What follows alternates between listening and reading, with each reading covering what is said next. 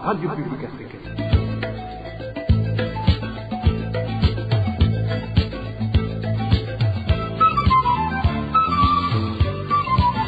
Radio Publique Africaine.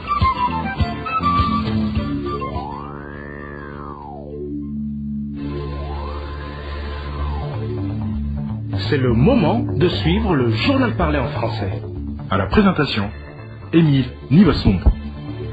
Bonsoir et bienvenue dans le journal du 4 mars 2024. Voici les principaux titres. Les notables collinaires réclament un soutien auprès du gouvernement. Ils jugent intenables leurs conditions de travail. Les détails à suivre tout à l'heure. Et les commerçants alertent sur la flambée des prix des denrées alimentaires de première nécessité à Bujumbura. Et les habitants du chef-lieu de la province Ngozi, eux, réclament l'eau potable. Voilà pour le sommaire. Le développement des titres, c'est tout de suite. C'est un ouf de soulagement pour la famille et les amis et parentés de Florence Niyoubarwe, cette Burundaise maltraitée par ses employeurs en Arabie Saoudite. Partie pour travailler, elle s'est retrouvée esclave de ses patrons qui ne se privaient pas de la violenter tout en la privant de nourriture, alors qu'elle accomplissait des tâches multiples et fatigantes. Et après plusieurs appels à la rescousse, y compris à travers la radio publique africaine, Florence Niyoubarwe a finalement pu rejoindre Bujumbura depuis ce samedi 2 mars et a pu retrouver ses enfants et son mari. Il y a des grognes au sein des cultivateurs de maïs dans différentes provinces du pays, surtout à Kirundo et à Ngozi, pour cause, et à part que certains de ces agriculteurs n'ont pas encore eu leur argent pour la récolte fournie à l'ANAGESA. Cette agence ne reçoit pas certaines graines de maïs, expliquant qu'elles ne sont pas assez sèches. Une situation qui pousse les agriculteurs à vendre leur maïs aux commerçants à un prix réduit. Le point avec Dani Claire, il la trouve. Ces grognes au sein des agriculteurs de maïs résultent du fait que l'ANAGESA n'a pas honoré ses engagements envers eux. Par exemple, dans la province Ngozi, les agriculteurs indiquent qu'ils ont donné les récoltes de maïs à l'ANAGESA, qui les a donné des reçus par la suite en leur disant qu'elle allait les payer plus tard selon la quantité de récolte de chacun, mais ils n'ont eu aucun centime jusqu'à présent. Pire encore, l'ANAGESA a même suspendu la réception de la récolte de ces agriculteurs selon cet agriculteur de la province Ngozi.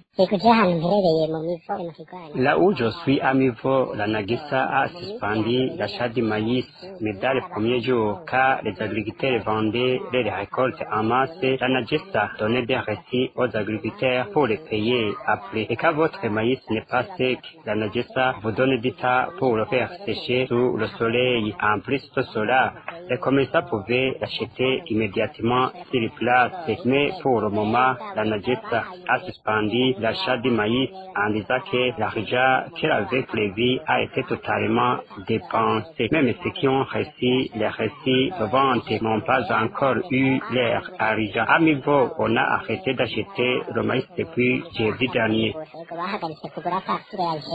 Actuellement, quand les agriculteurs amènent les récoltes chez ANAGESA, ils leur répondent que leur maïs n'est pas sec, ce qui pousse ces agriculteurs à le vendre chez les commerçants à un prix réduit, selon cet habitant de Kirundo. Concernant notre récolte, le problème est que l'ANAGESA nous dit que nos grès de maïs ne sont pas secs et qu'elle nous recommande de les sécher sur le soleil. Mais les conséquences sont que les commerçants par la même occasion nous paient une somme insuffisante. Certains nous donnent 1000 francs par kilogramme ou encore moins que ça. Vous comprenez que l'agriculteur enregistre des pertes. C'est le principal problème qui nous hante.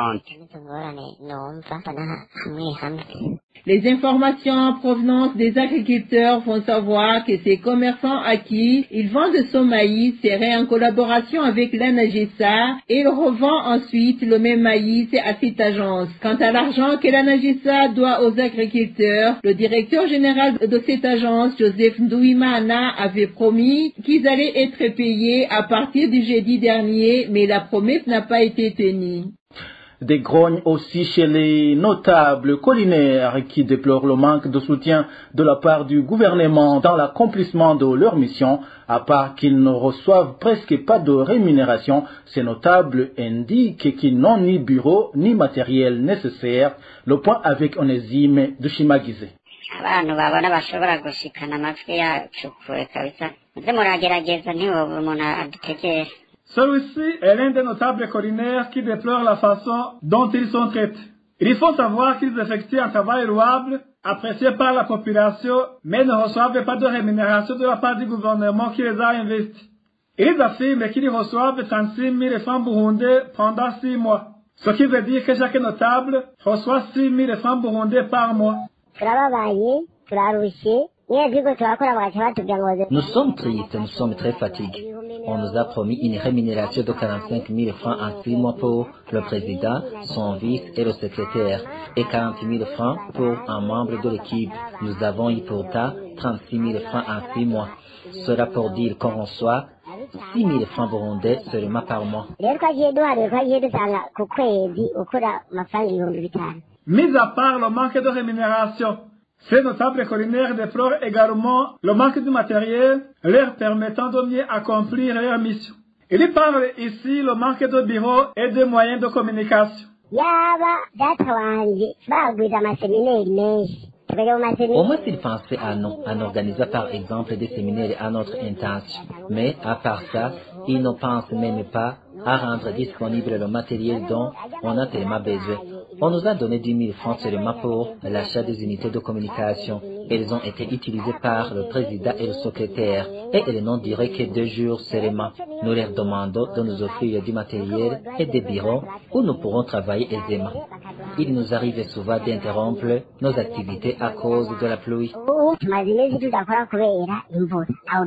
Ces notables collinaires à travers le pays n'apprécient pas la façon dont ils sont traités par le gouvernement. Ils précisent aussi qu'ils avaient été promis des parapluies pour se protéger contre la pluie et le soleil, mais chaque équipe de 5 notables n'a eu que 2 parapluies seulement.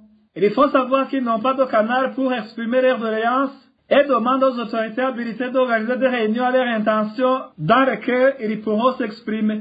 Les habitants du chef-lieu de la province Ngozi, eux, dénoncent la pénurie d'eau potable. Ils indiquent que cette carence d'eau potable serait la cause des maladies des mains sales signalées dans cette localité. Les habitants du chef-lieu de la province Ngozi demandent à la Régie des eaux de trouver une solution à ce problème.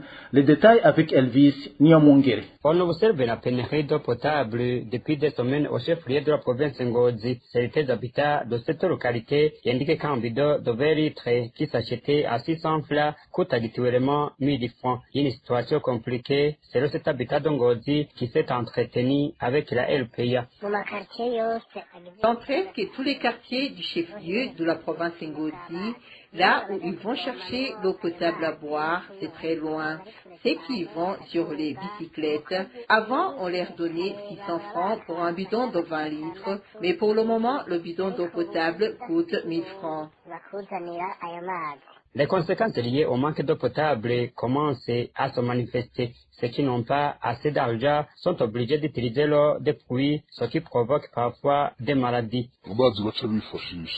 L'eau qu'on utilise quand on ne peut pas arriver ou on veut trouver de l'eau potable est celle des pluies et c'est la cause des maladies des mains sales. C'est peut-être pourquoi aujourd'hui il s'observe beaucoup de personnes qui vont se faire soigner à l'hôpital. On trouve beaucoup d'enfants à l'hôpital. Comme ils ne savent pas qu'ils doivent chauffer d'abord cette eau avant de la boire, ils attrapent des maladies liées au manque d'hygiène. Par exemple, lorsqu'un enfant a soif, il ne se soucie pas de savoir si c'est de l'eau propre ou pas.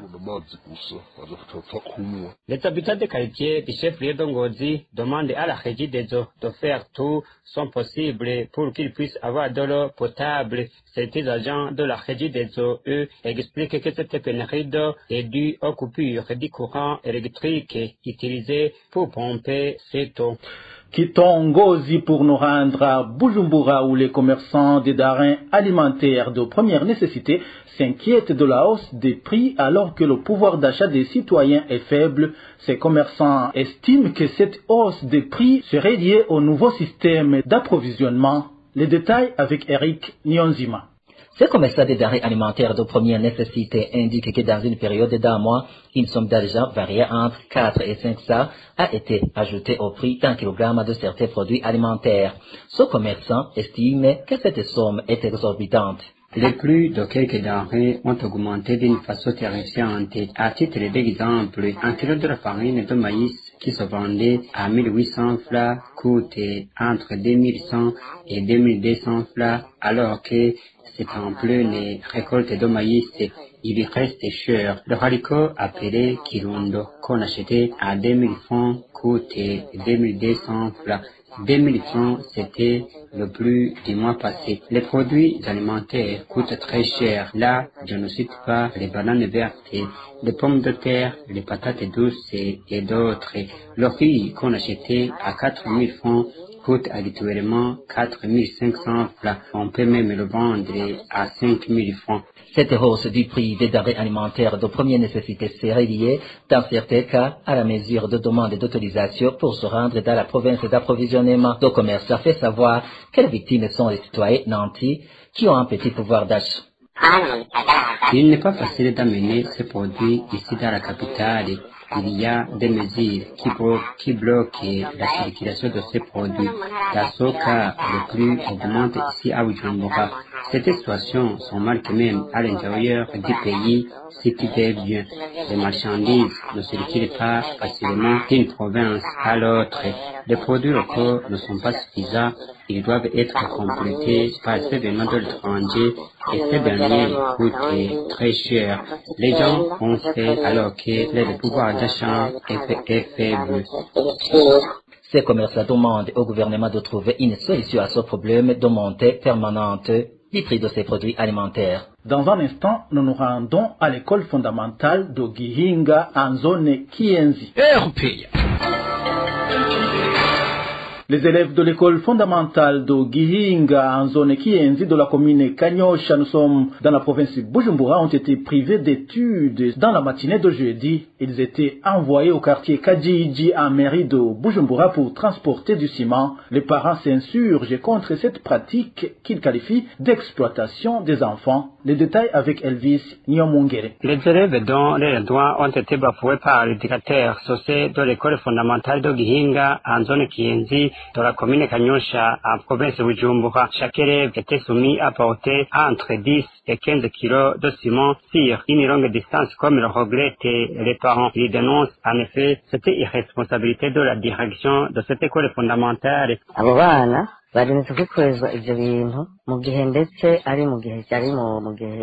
Ces enfants sont soumis à des travaux alors qu'ils se préparent déjà pour des examens. Comment alors ces enfants transportent du ciment et des fers à béton alors que le gouvernement devait payer des ouvriers pour ces travaux? L'argent destiné à ces travaux sera alors utilisé pour quelle finalité? Nous les parents s'insurgeons contre cette mauvaise pratique imposée à nos enfants. Non seulement les parents d'élèves sont frustrés par ces travaux lourds et antipédagogiques, mais aussi déplorent le fait que ces travaux sont normalement confiés aux ouvriers qui doivent être rémunérés.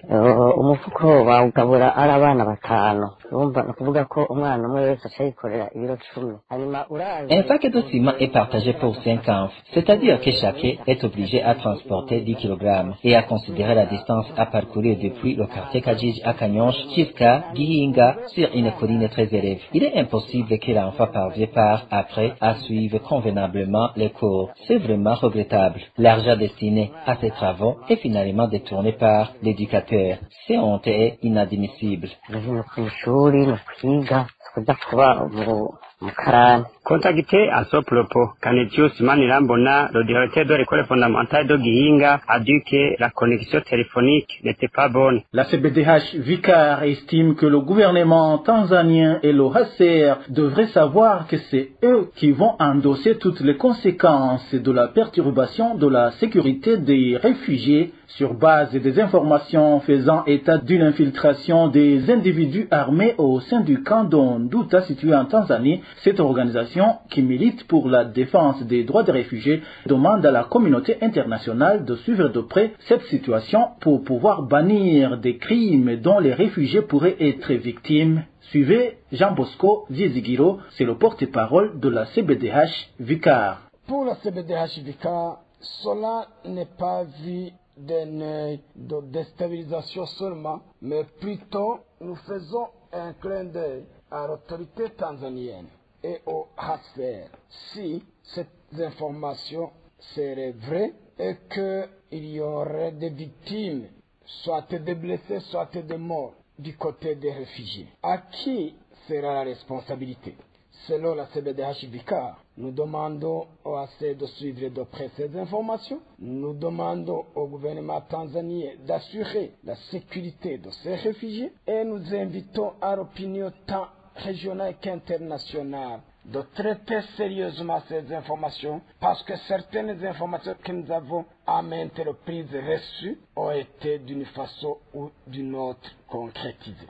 Mais aussi, en tant qu'organisation de la société civile, nous invitons aux autres organisations de la société civile de suivre de près ces informations parce que cela est tombé après la tournée de John Warioba, inspecteur en charge des réfugiés en Tanzanie, laquelle tournée avait l'unique mission de rappeler ou d'informer aux réfugiés qu'ils ont l'accès sur le sol tanzanien jusqu'au mois d'octobre.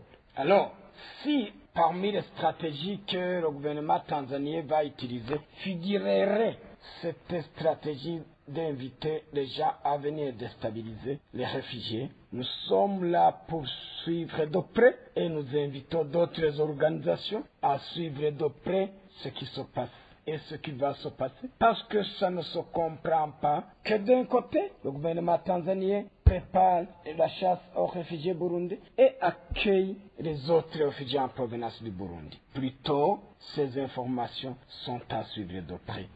Et pour clore cette édition, la rédaction de la RPA a pu répertorier 5 cas d'assassinat dans 3 provinces du Burundi au cours de la semaine passée. Parmi les victimes, 4 ont été poignardés, tandis qu'une autre a été tuée par balle. Dani Claire Iratrumva nous en dit plus. 3 personnes ont été assassinées dans la province Chibitoke la semaine dernière. La première victime était surnommée Ndaba. Son corps a été retrouvé en commune de Lugombo dimanche dernier. Nos sources à Lugombo indiquent que la victime faisait partie du groupe de bandits qui venaient voler dans un centre de santé. 2 personnes ont été arrêtées pour des raisons d'enquête. La deuxième personne assassinée dans la province Chibitoke est un certain Jacques Ndaïchimié, âgé de 62 ans. Il a été égorgé sur la colline Ezone Buhaïra en commune Mugui jeudi dernier. Nos sources disent que la victime était soupçonnée de sorcellerie, tandis que d'autres sources indiquent que son assassinat serait lié à un procès qui venait de gagner au tribunal de grande instance de Chibitoke dans une affaire de conflit foncier qui l'opposait à ses voisins. 2 Imbonerakure ont été arrêtés pour des raisons d'enquête.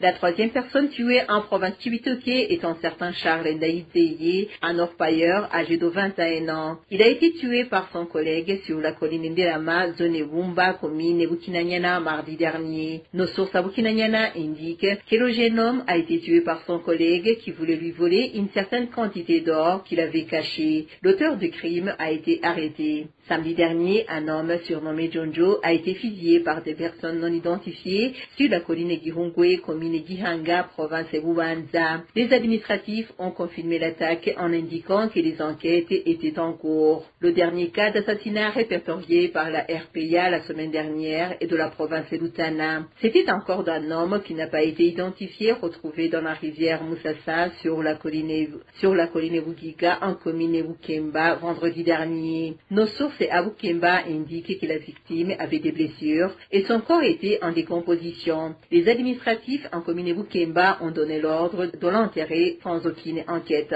Les administratifs en commune Bukemba ont donné l'ordre de l'enterrer sans aucune enquête. Voilà, c'est par ici que nous mettons un point final au journal du 4 mars 2024. Merci à vous tous qui nous avez suivis à la présentation. C'était Émile Nibasumba. Au revoir.